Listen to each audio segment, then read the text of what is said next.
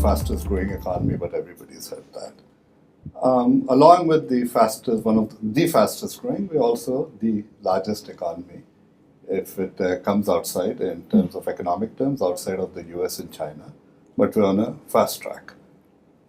What is happening here is a confluence of growth.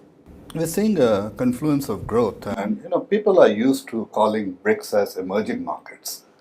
And what I've gathered in talking to people, the excitement about India is that it's a growth market. Right. An emerging market is implying, okay, it may emerge, it may not emerge, but a growth economy really clearly puts front and center, that the opportunity is here.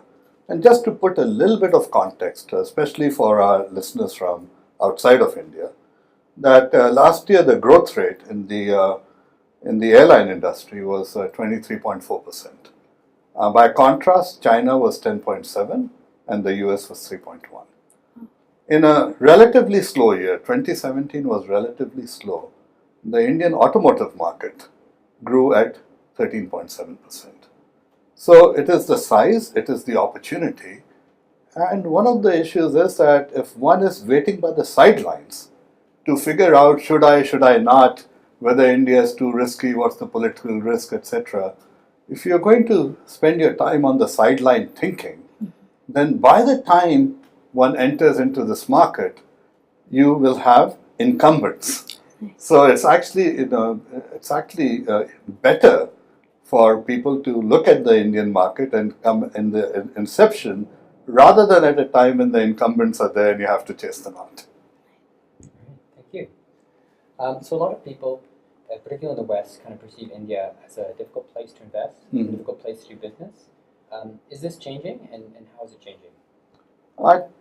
It's changing quite rapidly.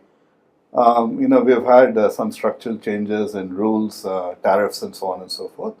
But the fundamental change is, and this is my belief, that the central government, in my opinion, is making more information available. As an example, somebody from outside is going to look at India and look at, let's say, the ease of doing business, which is admittedly difficult.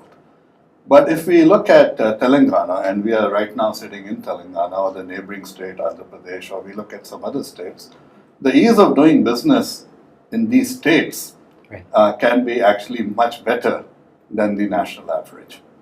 And just as if I were looking at Europe and saying, what European country should I enter Europe or not? Right. Then are we saying, should we enter Europe, or saying, okay, let's go to country X and let's not go to Greece?